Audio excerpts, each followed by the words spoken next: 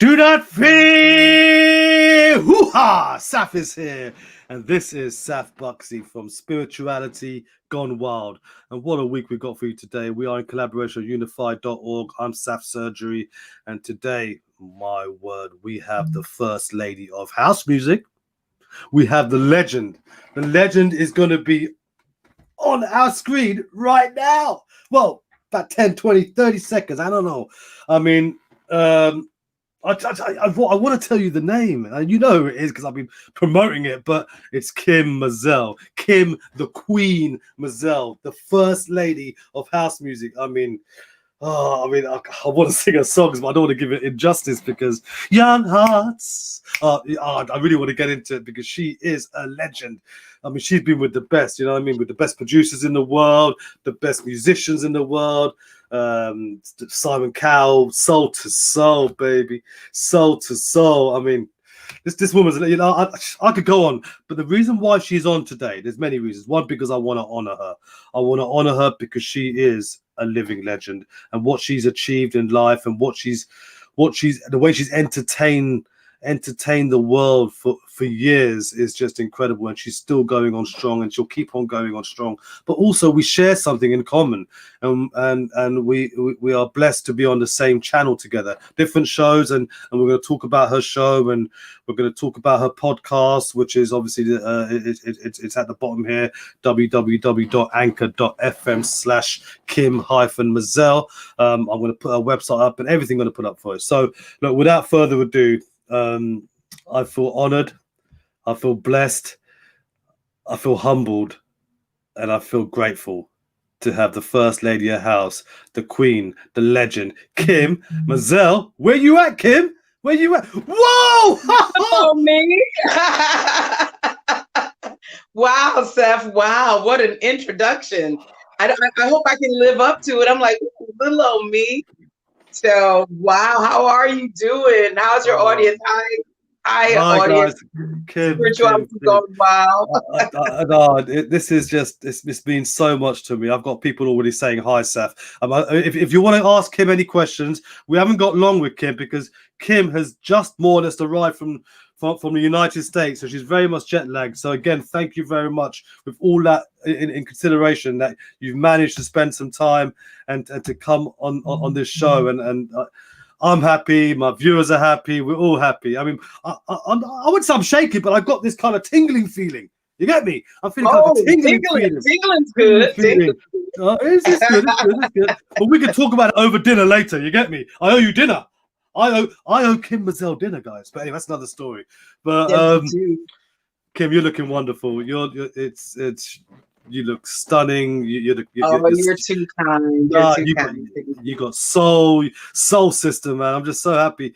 It's one of those shows where, I mean, I look forward to all my shows, but this one, and we got this going on, you know, very last minute. And as soon as I got the yes from you, it was like, wow. It was very quick. It was like Zoom. I was like, literally like Zoom. I was like, really? Okay. it's like, and I say it's like we signed on the dotted line whilst you were in Chicago Airport, I believe. It was one of those ones. I think literally, yes. I think that literally happened that way. I was like, okay, well, all right. Well, I've got to go and walk down the jetty now. Well, I've got 3 people saying hi, Kim. Hey, Kim. Hi, Kim. But I don't know who they are. It just hi, babe. How are you guys doing? Nice to see you. Nice. It's just saying Facebook users. If you want to put your names down, guys, then we can obviously say hi to you personally, and so forth. So, right, Kim. Yes. I don't want to talk all about your past because we all know about your past. I mean, you've been a legend for many years, and I followed you, and I've danced to you, and I've been clubbing to you, and I've been just like rocking, and I've got you in front of me today, and it's like, wow, it's like a dream come true. So, but a little bit about how your life was before you got into music, how you found music, and the UK. Why UK? Because you came to the UK, right? That's where it all started. Is that it? Probably. Over to you. Yeah, I did. It did all start in the UK. I mean, with house music, because as your audience probably knows, I'm one of the pioneers of house music, and house music was basically picked up by the UK, and you guys basically imported us in this whole genre of music, the DJs and the artists. I was one of the first, hence the first lady of house music, signing to a major label for a house artist early days. So that was of one of the sort of milestones in my life, in my career. House music sort of basically was the music of the underground, London underground music, the pirate radio stations when there was nothing but them. I call us pirates. Yeah, They will you call remember us illegal that? broadcasters. So that, yeah, BPI tries to what they can. But all that. Sorry, I do work for BPI, and thank you for my gold records, BPI. Big up to BPI. But Big up. so this was back in the day. I didn't know the politics of what underground music was, what a pirate was. We just knew that we were on radio in London. We were young people. I was still at university. We had a platform for this music. We were playing. We were pressing records through a label called Trax Records and DJ International. And just, putting the stuff out, and somebody was picking it up over here. And come to find out, it was a place called Kiss FM, which was one of the biggest pirate stations back in the day, and Choice FM Radio, which was another back in the day pirate station. And these other things, we thought they were just parties, but back in the day, they were considered illegal raves. So we didn't know. So basically, our music was sort of like big enough to party for, all of these different platforms. And at the same time, it was creating the genre, a scene, all of this stuff, Bagley's in King's Cross and, places like that. And back in the day, and this is without cell phones, without anything, so you would get a call that a party was going to happen in an hour, and thousands of people would literally show up. Speakers, DJs, crates of records. Back in the day when they had to carry crates and crates of records. So there was a lot of this going on. Danny Rampling had early parties and people like this who we just didn't know, High on Hope, the Happy Shoom. So our music was basically the music of this new movement. And then this new broken reggae dance hall thing that was going to emerge after that was also the two forms of music fueling these parties. So that's kind of how I got into the scene, and we were all just living in Chicago still. And some of us would come over with Trax Records. They do like a Trax Records house music tour, and that would consist of like Joe Smooth, who made Promised Land, Fingers Inc., Larry Heard, Robert Owens, Marshall Jefferson, J.M. Silk, all of the Farley Jack Master Funk, Daryl Pandy, Xavier Go, You Used to Hold Me, You Used to Touch Me. All of these early, songs, these broken beats. Gabrielle was a song by Roy Davis Jr. He was an archangel of love. He had good news. And these songs were like, and we go back home, we couldn't even get played on the radio until WBMX created something with the Hot Mix 5, and they play parts of our records because London was coming in, taking these records back to the UK, et cetera, et cetera. And one day, unbeknownst to me, I got the number of someone, a part of this scene, called him and said, "Oh, how can I come?" And I said, "My name's Kim Mazelle." And he said, "Are you Kim Mazelle that made, Taste My Love, this song?" At the time, I was like, "Yeah." He's like, "Your song is number one." So I'm like, I got a number one record. How you thinking number one, top, big old top number one, but it was a number one dance underground through these radio stations, these pirate stations, but they were the most important stations because, of course, that was the sound of the youth, of the new generation coming up. You had these different, I don't know if you remember Spike and Neville, they used to do a party. These are like, designers were coming up with Oswald Boateng. All these different people were just really young. The Face magazine, ID magazine, London was really taking our sound and making a fashion statement out of it. Netta Cherry came out with Buffalo Stance and the Buffalo whatever look, which was kind of broken Adidas look, which was a bit like what was that rap group? I can't think of them right now, but before LL Cool J, when they all wore Adidas. So all of this was going on. I mean, London was buzzing day and night, 24/7. You just didn't sleep. And I did one show somewhere with Frankie Knuckles, Orange Juice Jones, Kim Mazelle, and Marshall Jefferson. All the record labels were there, but I didn't know. And I sang 2 songs of mine and whatever. And then this bidding war kind of thing started. And I was like, what is going on? And I ended up signing, a worldwide deal with EMI Records UK for the world. And sometime later, they brought me over to the UK, set me up, in a housing and all this stuff to start recording and passing on the sound and passing on the love.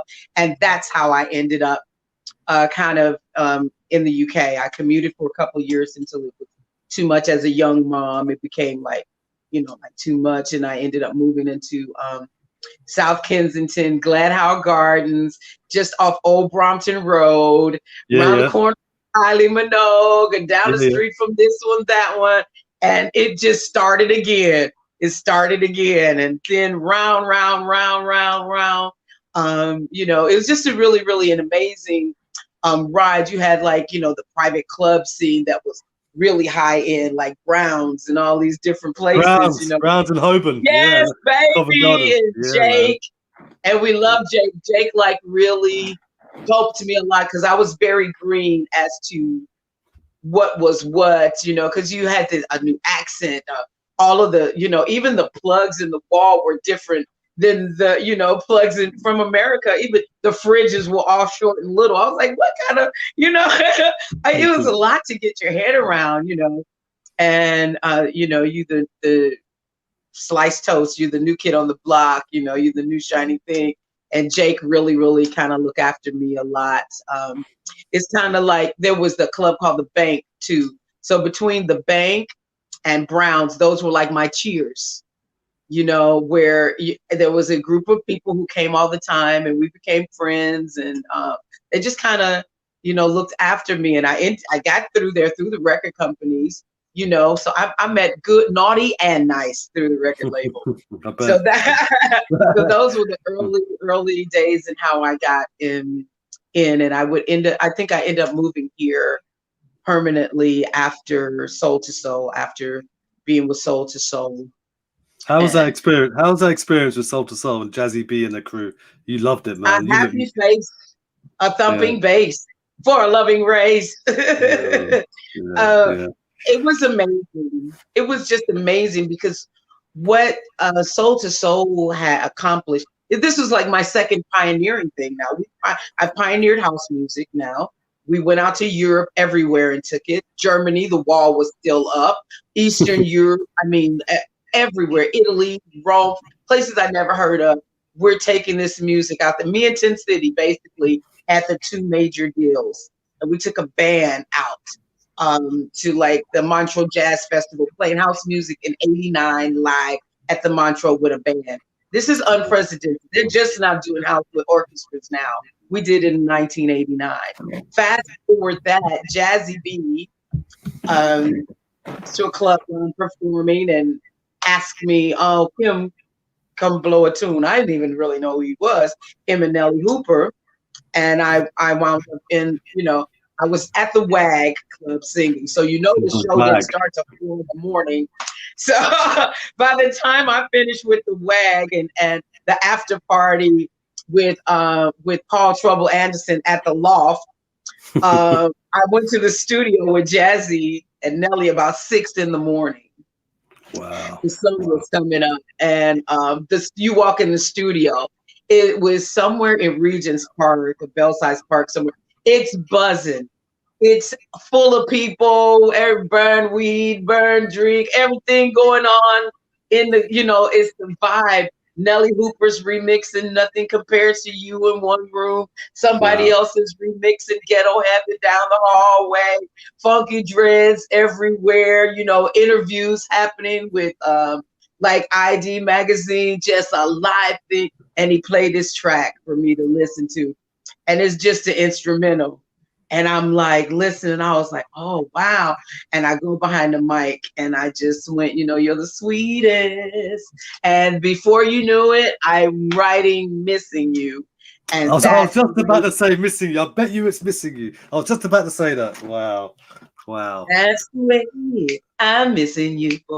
Love is so sweet. Missing you. And that's shall I write the check now? Could you just say it for me? So my voice is croaky. I'm like half croaky sleep, but that was like 7, 8 o'clock in the morning. I've probably been up for 3 days already, but the energy was in the air. Everything was like happening. Oh gosh, the people from Bristol had this energy because Nellee Hooper came from Bristol, and so did Nana Cherry. She came from Bristol. Tricky had come up to London from Bristol. There were so many different sounds of people. 808 State was coming out. Everything, was happening. It was like, dang, even pop music, like Robert Palmer was like, everything. It was, and everybody was mixing together with each other. There wasn't like, no, we pop and we rock stars, so y'all underground, whatever. No, because everybody needed a fresh sound, and we had it. They were picking pieces of our vibe. So it was just really, really, really amazing. And just like I said, we ended up touring the world, Soul to Soul and myself. And I mean, it was just really mind blowing to tour the world and you're number one band, the access to everything. Yeah. I mean, it's like a lot. It's like right there on a silver platter, whatever, food, drink, whatever, sleep. No, you can't get that. But I was getting my sleep. I'm telling you, I was like, they were like, and I'd be up at 7:30 in the morning because I still had this culture in me coming from the Midwest, coming from Gary, Indiana. And I had just finished university and I had finished doing like internships. So I'd still be like, I don't care if I went to bed at 4, I'd be up at 7:30 or whatever, walking around, going like, okay, can we get this done? People sleep. They're like, girl, we sleep. Wake up at midnight or, at 2 in the morning or when it's time for sound check. I was like, okay. So slowly, I got on to another time zone and, all of that kind of stuff happened. But, it's just really amazing to, to pioneer things and to figure that out. Like, because it's Black History Month too. That's right. That's right. Now here in the UK. So, to be part of Black History UK, things that happen, or just period Black history, just history. I call it history. Why we get 1 month?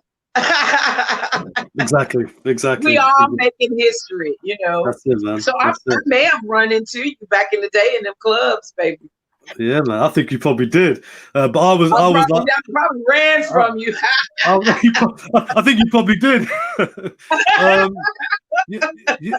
You've had some amazing collaborations. I mean, with the great Chaka Khan and Mick Jagger. You've been with Mick Jagger, obviously Soul to Soul and yes. Baz.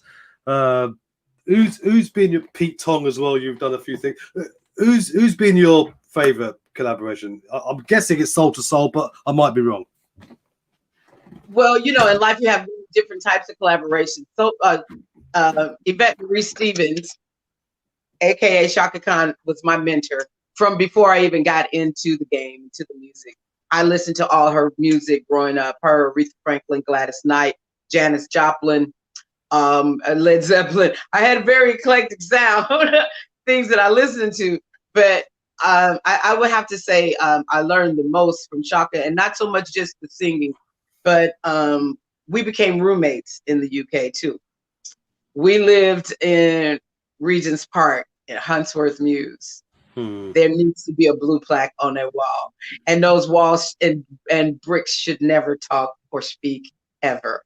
But I learned a lot about being in the business, how to keep it together when everything is coming at you, when it's like riding wild horses. You know what I'm saying? 1 minute I'm in university and the next minute I'm doing internship for DJ International.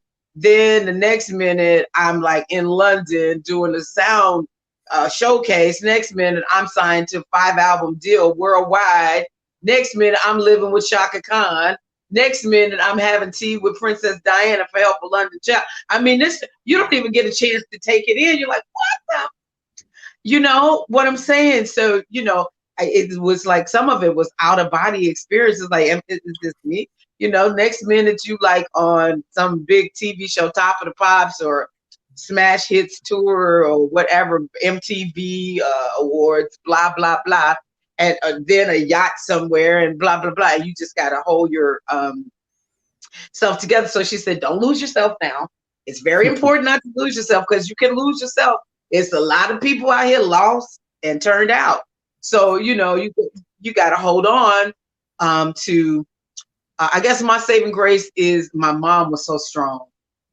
I don't care what hotel I stayed in. It could be 5-star, 3-star, 2-star. In the morning when I woke up before I went to have breakfast, my mother said, I know you ain't going nowhere without making that bed.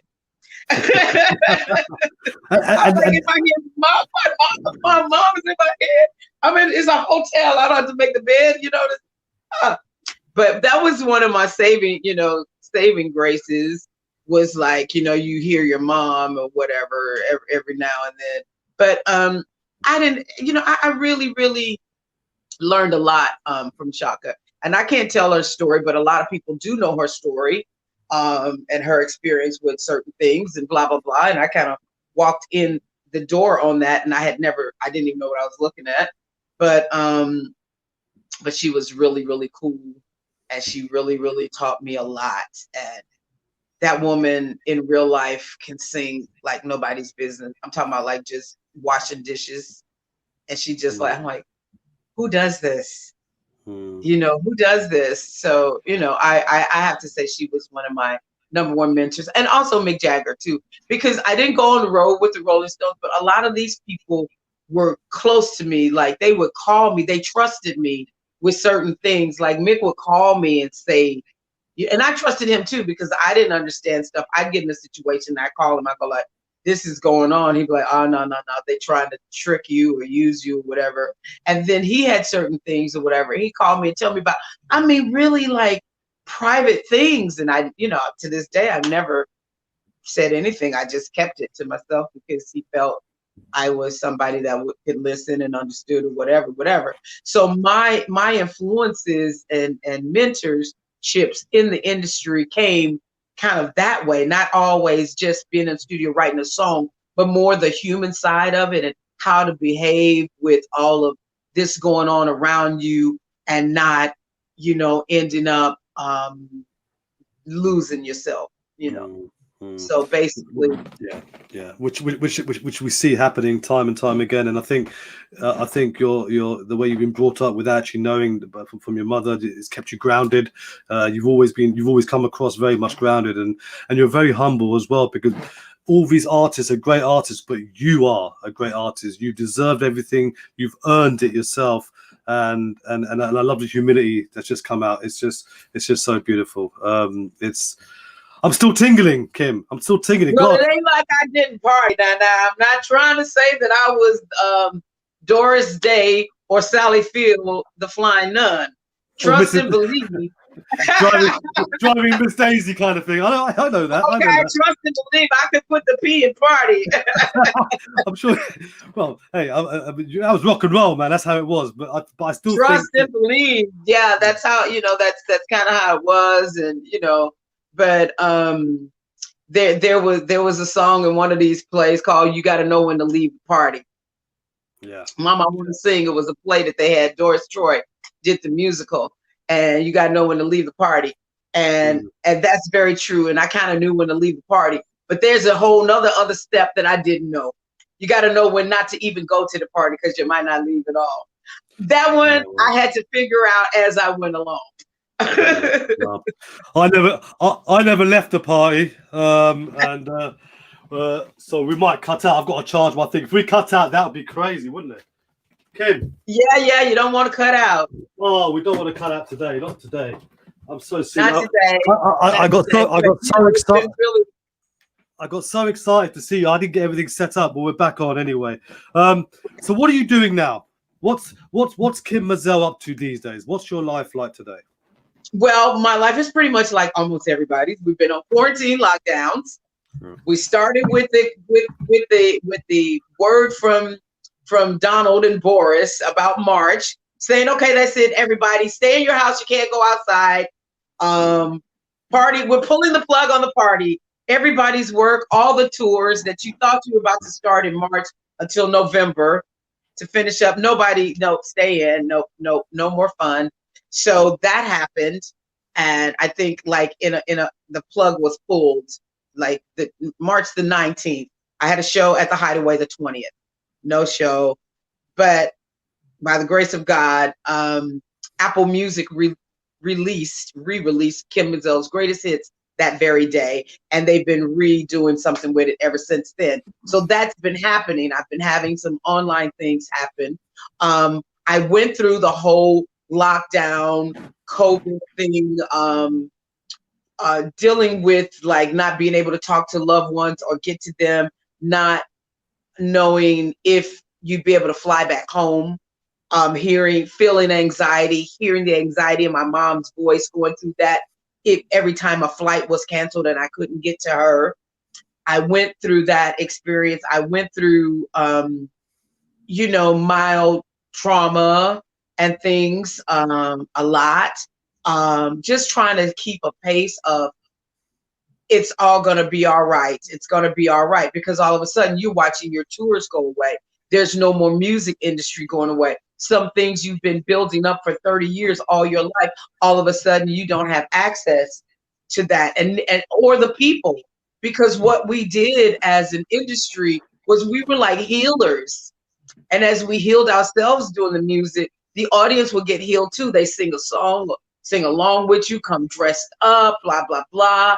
And all of that was like, gone. And then you're told that something is flying in the air. I'm like, isn't this always something flying in the air? So I went through, I don't believe none of them, and blah, blah, blah, blah, blah. They just want us to stay in the house, put us on lockdown, tell us what to do, blah, blah, blah, blah. So I went through that, but I still, I'm quite healthy anyway.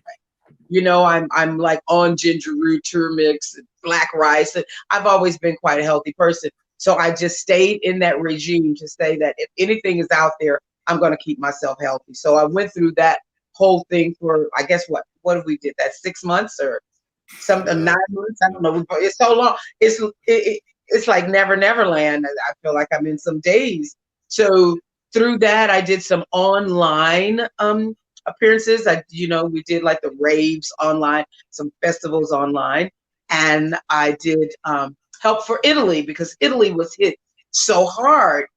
I mean, they were like the first ones, and it was just came in like a tsunami through there. And from doing that, I got reconnected to a gentleman, a good friend of mine and yours, Rocco. Rocco Bambino. Rocco Bambino. Hi, Rock. I know you're watching, Rock. I know you're watching, Rocco. So I got into we reconnected because I had done a show for him some years ago in Malta, which was like Second Life and some other kind of online I think award show or something like that. And we had to fly to Malta, and it was still ahead of his time, but it was another online streaming thing, like, I don't know, early 2000s or something like this. So he was already ahead of the curve. So, I'm at home and I'm doing my juices and I'm doing my smoothies all the time, and it's keeping everything light, because I don't want to come out of lockdown like a balloon or, like the Goodyear blimp. So I'm doing that all the time. And he and I start to talk, and he was telling me he was going to put together this like TV network and things, and da-da-da. Kim, would you be interested? Because you're always so healthy and you're positive and da-da-da. I was like, of course, I would love to do this. So I've been doing that, working on the TV show, which we're both on, the Feel Good Factor TV network through Sky TV 192. Will be airing very soon, November the 7th. So At Home with Kim Mazelle will be on there, where I'm showing you how, like, if you get into a quarantine situation, lockdown, whatever, just how to keep yourself healthy, how to stay positive. A bit of sing song is going on there, a few jokes. I might be spilling a little tea, little celebrity, few little inside secrets but not too much. I don't tell people's business who have not already put it out there. That I don't do. So it's just a fun thing, you know, some early stories about the industry, house music, and just how to take care of yourself during this period, because we don't know how long it's going. They come about second wave, third wave, fifth wave. I'm like, second wave is just the flu because the flu is coming. Hello, have mercy on your soul. So be ready, be wrapped up for when that comes. So it's really just it's a feel good factor. It's a feel good factor kind of TV show that we're both doing, and I'm really excited about this show. I've done 13 episodes. I managed to film 13 episodes in 3 days. I don't know how I did it. I wrote like everything. I wrote all of my like recipes because I became a vegetarian at 12 years old. So yeah, so like at 12, and then I went off it again like at about 20 something. I think when I went to university or whatever, but not that far off it. I just, you know, not too many burgers, but something like that. Then I went on it again. But I'm just saying it to say I've always been conscious of health. I've always exercised. I think being in the music industry and having a heavy schedule for touring, you have to be able to perform. So you have to have, you know, like your lung capacity quite good and this and that and blah, blah, blah. And also being a partier, you know, back in the day, because back in the day I did party a bit. So you had to know how to recover from that. So you had to know how to mix your turmeric and your ginger and your red hot sauce pepper with some Scotch bonnets and an egg and all that, you know, whatever that concoction was, and drink it. Put some rescue remedy under your tongue and keep it moving. I love that. Well, yeah. 7th of November. Go on. No, 7th of November, Feel Good Factor. What's the name of your show again, Kim? At Home with Kim Mazelle. At Home with Kim Mazelle. It's every Saturday morning from the 7th of November. Repeat show will be on a Sunday. And Kim's on the channel, Feel Good Factor TV, Sky Channel 192. And I think after Kim, or before, I don't even know. What are you, before me or after me on the channel? I'm not sure the time frame. Sure. I think 10 o'clock is a good time for my show. Yeah, so we're about so we're about the same. So if I can kind of hint a slot in there, you know, because that way I'll be up to watch it. But you know, I will set the clock and get up and watch it. And then we repeat on Sunday as well. We repeat on Sunday. That's right. I'd rather go before you because I can't match you after what you've done. Rocco, put me on before Kim, please.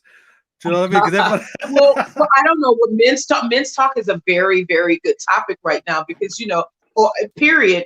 Anyway, you know, because men sometimes, you know, have gone within themselves and not really spoken about men issues and things like that. Because when you're a man, you're supposed to be a man, and you're the boy, you're the man of the house. You're not supposed to cry. You're not supposed to have challenges. You're not supposed, but who to have more than men, since all the pressure is on the man to be, you know, the head of the household, to know how to rear the children, to look after mom, sisters, little brother, himself, you know, and a lot of these health subjects for men are not really, you know, spoken about, and so many things that men have had happen to them as young boys, you know.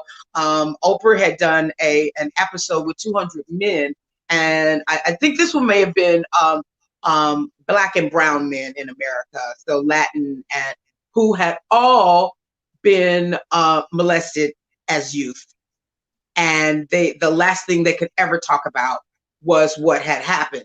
And I think Tyler Perry, it was Oprah Winfrey and Tyler Perry had done this show. And they had 200 men. I mean, they all had different backgrounds, firemen, this, that. And this was maybe only 5 years ago. And it was like groundbreaking, the amount of people who came on the show, who spoke. And then the parents came on to say, I'm sorry, I wasn't there to protect you. You know, it was just really amazing. So there's so many different levels of men talk and health and healing. I'm just saying to say that. I don't know why that came to my mind. I was watching Oprah on the plane, actually. On the flight coming over, I was watching Oprah's book club. So that might be why that came straight to my heart. And it was very impactful.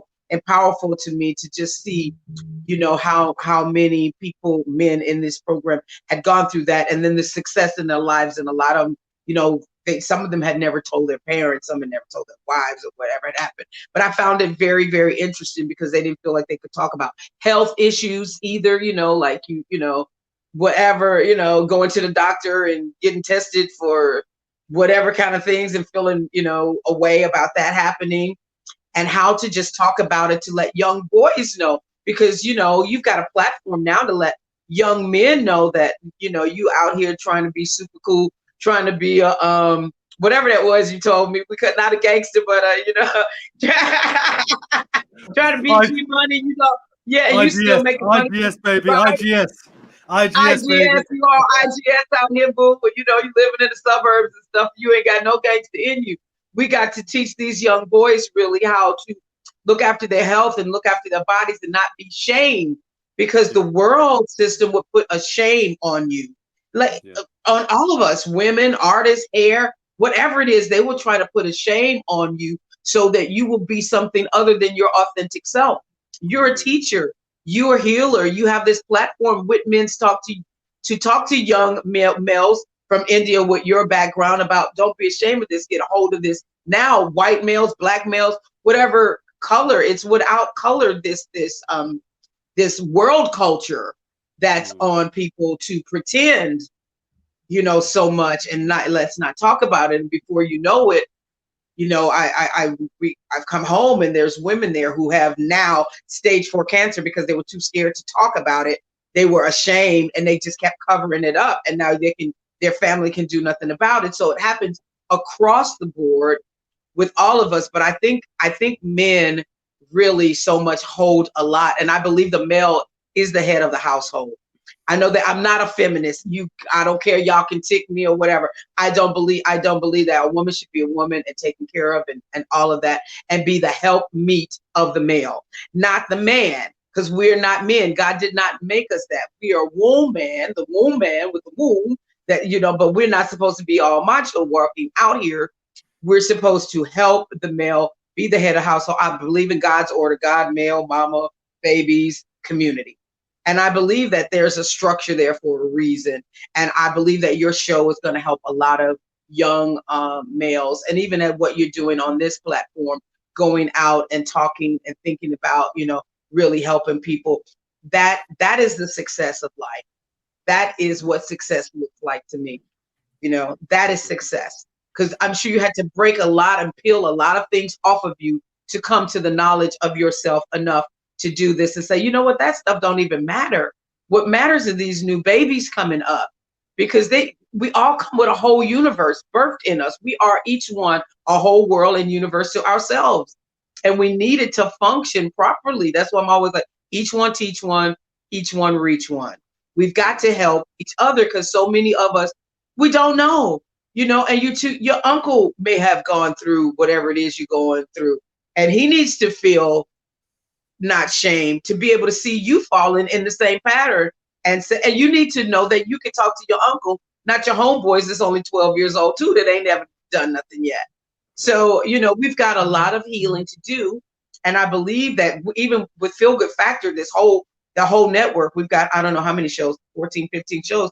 They are all lending themselves to helping the village to heal and talk to each other and let everybody, feel good about where they are and learn how to reset, start again, because this pandemic, or whatever you want to call it, is causing that to happen. And I believe it's probably God's way of just saying, y'all need to slow down, my children of this earth, because God did say that he would never destroy the earth by water again, like he did before when he was out here all crazy and he had to just flood everything. He said, no, he won't do that. Next time it'd be fire. So maybe, whatever, if you believe in that, and however you believe, but I do believe that God had a lot to do with allowing it to be reset, because people were saying that the air was clean in China for the first time probably they can remember.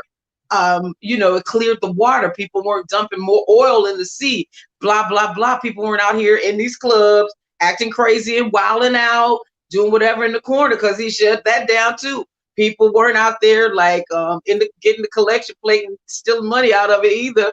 Yeah, I said it because he shut the church down too. He said the church is in your home again. Go and minister to your families.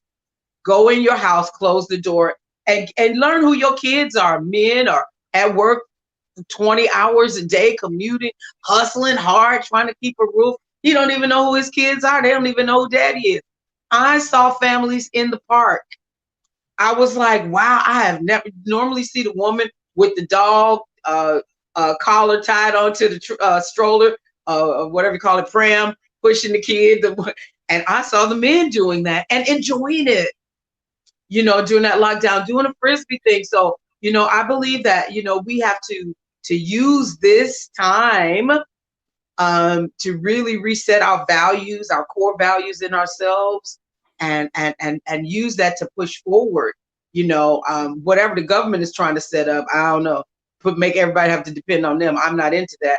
I think we need to go more community and family orientated, and that's something else I've been doing during this time. I've gone back home and reached back out to my community and touched people. This is one of my things, my initiatives. Love Your Block in Gary, Indiana. I'm going to put this on there so you can see if you can see it.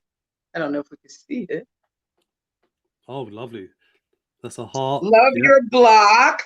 So it's an initiative where it's like block clubs in different areas, and you look after like we do an urbanism there. We grow fresh fruits because we've got like a lot of desert areas in the Black community where they don't, fruit deserts, vegetable deserts, where they don't even have fresh vegetables. They've got things that are non-perishable goods that you can buy off the shelf, but you don't have fresh vegetables. So some of these initiatives need to be taken in communities where you can get some land or something and start to grow your own fruits and vegetables and do it as a community thing, and love thy neighbor as thyself. And you cannot love thy neighbor as thyself unless you love yourself first. Yeah. Because otherwise if you don't like yourself, you're gonna treat your neighbor like you don't like you either. It's like, well, I am loving my neighbor as myself. I don't like me either. You know what I mean? So it's like, get back to healing yourself. Heal your heart, forgive yourself. That's the first thing. You got like, oh, you did this, you was wilding out, you did whatever, because you didn't know any better. Start to slowly heal, yourself. That's what and that's beautiful, and that's what the Feel Good Factor TV is all about. It's all about healing ourselves as humanity and coming together and working as a collective and working in communion and having some feel good vibe out there. Do you know what I mean? And absolutely. So guys, watch it, man. 7th of November. It starts every Saturday and repeat shows on Sunday. Sky 192. Kim's there. I'm there. Loads of other people are there. It's gonna be awesome. It really is. It's gonna be great. Just before we finish, tell us a little bit about your podcast, what to expect from your podcast, and I've got it going down there. www. Oh yes, my podcast is on Spotify through Anchor FM, and you can reach it through that road. It's running under there, and my podcast is called Young Hearts Run Free.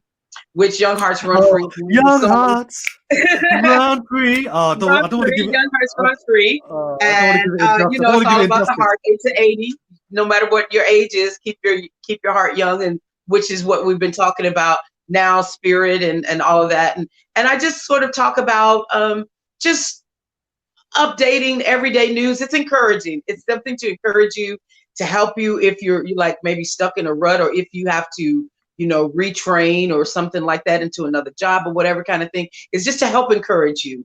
It's an encouragement thing. It's about 10 minutes that I talk about things. It's not a long time. You have to be there. But I guarantee you will be encouraged. I update you about things in Mazelle where I may be doing a concert, but it's definitely an encouragement thing, a word of wisdom, a couple of jokes, and maybe a few stories about home, or about some things about myself personally that you may not have known about, that may help you along the way in your day, afternoon, morning, evening, or situation with families. Because different things might come up, like I might be having a situation and say, "Oh, child, do you just have that baby sister? Or do you just have that cousin?" And that's, you have to God gives you these things to teach you how to heal and maneuver and to bring you closer and to, just kind of mature about it. So I talk about different things, but basically it's let your young heart run free.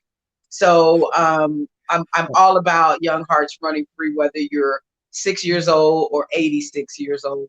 You have to keep your heart young and keep it light. Young Hearts. I just love that tune. And also we got your website going on at the bottom. So guys, please check it out. And if you want Mazelle.com, where you can buy memorabilia and you can buy merchandise. I have my Young Hearts Run Free bracelets there, which I've got one of them on, but I'm holding a thingy. One of the bracelets, I don't know how to do it. But anyway, one of my bracelets is Young Hearts Run Free, and the other one is Young Hearts Run Free Brave. So you can go and see all things Kim Mazelle, where concerts are, or look at some videos, see some footage, buy some memorabilia. But it's really good, and it's been really lovely sitting here talking to you, because I've got Jagger, and it's just flying off the dome. That's what I'm saying. And that's what did I tell you, Kim? What did I tell you? Don't worry, it's okay. You did say people just keep talking. We're supposed to finish after 10 minutes, but no, it's beautiful. How does that song go again, Young Hearts? Oh yeah, Run Free. Oh gosh, don't ask me to sing now. I'm feeling a jet lag. I'm like, I know. We'll do that over dinner. But look, thank you so much, Kim. It's thanks to your audience too. No, thank guys. I mean, I know we're going to get. In fact, we've got some messages which people are not putting their names down. So there's someone called Erica Maya Fox saying, "Love that tune. You're beautiful and music. Congratulations. Oh my God." And I've got Hey Kim from someone. Hi guys. I don't know who that is. Yes, love yourself first. Kim Mazelle and Saf Buxy, so great to see you. Feel Good Facts TV. That's either Rocco, Elaine, or Maddie. Could be Eugene. And I got kisses. Guys, unless I got your name, I can't say hi to you. But so we're saying hi to all of y'all trying to be like all incognito. Exactly. They're trying to be hush. But look, Kim, it's been so great, and hopefully we will meet soon. Whilst you're in the UK, once all this is sorted, I'm sure we're going to have a big party at Rocco's house. I'm not hinting, I'm sure Rock. We are. Hint. Yeah, I'll do some juices. I'll do my chicken. Rocco's like, Kim, if you do that chicken. I was like, okay, I'll do the chicken, Rocco. I will. Have you got any vegan dishes? Because I'm a vegan now, you see. Of course, Kim. I've got loads of vegan dishes. Most of the things that I did on the show were vegan. I did some tuna salad, and I did one with chicken, but most of them like noodles, different vegetables, different types of things. Like I told you, I became a vegetarian at 12 years old till I was like 30. So I got you. Yeah, lovely. And I've just got confirmation that it's Elaine. Elaine is saying hi to us. So hi, Elaine. Hi, Elaine. Hi, Rocco. Could you give a shout out to someone for me to Joanna? Her name's Jo. Can you just get to because hi, Joanna. How are you? God bless you, Joanna. Keep the faith. Keep the faith. Look, thank you very much, Kim. It's been such a great pleasure, and it's been so comfortable just talking with you. You're so humble, you're so beautiful, and you're a legend. And I just feel blessed to have you on today. And look at that. Love your blog, Gary, Indiana. Love your blog. I love that. Thank you. Until the next time. See you on Feel Good Factor, 7th of November. Saturday, every Sunday repeat, 13 weeks, 13 shows. Kim's got her show. I've got my show, Men's Talk. Do not miss it. There's loads of shows on that channel. It's going to be amazing. Thanks, Kim, and I'll see you soon. Bye. Bye. Wow, that was Kim Mazelle. I like to try and be cool there in front of Kim. I don't know. I was tingling. The time went quite fast, didn't it? Oh, it went beautiful. But guys, next week, I don't know who we got. I think we got someone else coming from Feel Good Factor TV show. So until next week, have a great week. God bless. And Young Hearts. I can't sing it. See you later, guys. Ciao.